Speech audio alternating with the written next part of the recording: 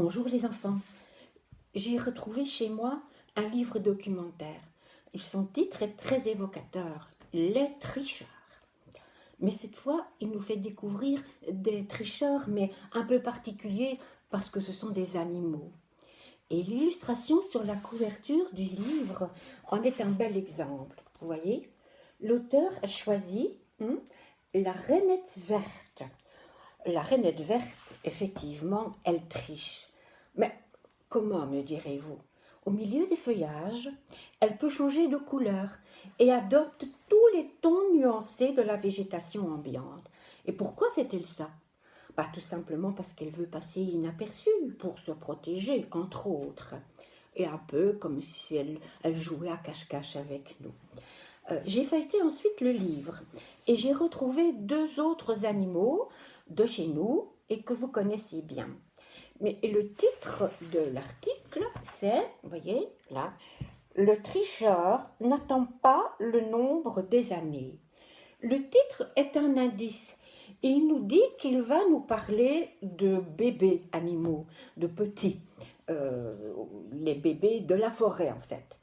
Et il nous parle du marcassin, qui est le petit du sanglier, et du faon, qui est le petit du chevreuil.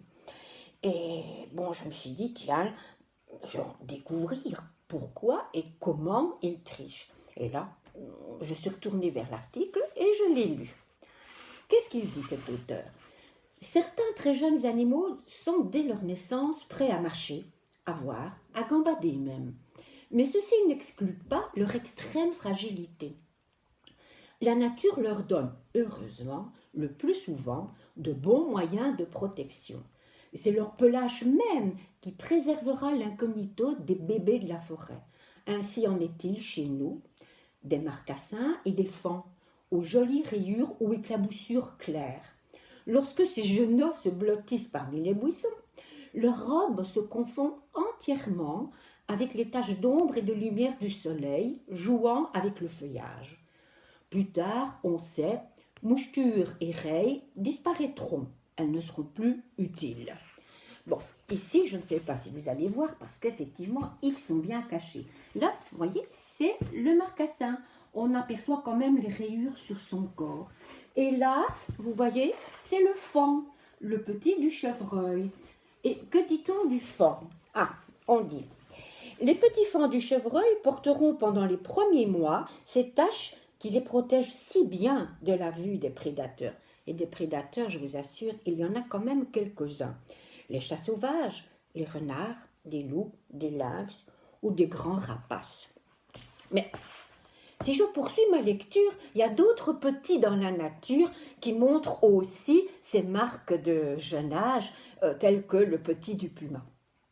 Mais le petit du puma, vous ne le trouverez pas chez nous, à l'état sauvage du moins, parce qu'il habite en Amérique du Nord et en Amérique du Sud. Mais son pelage à lui, il est brun jaunâtre avec des points noirs ou marrons. Et ces points disparaissent vers l'âge de 16 mois.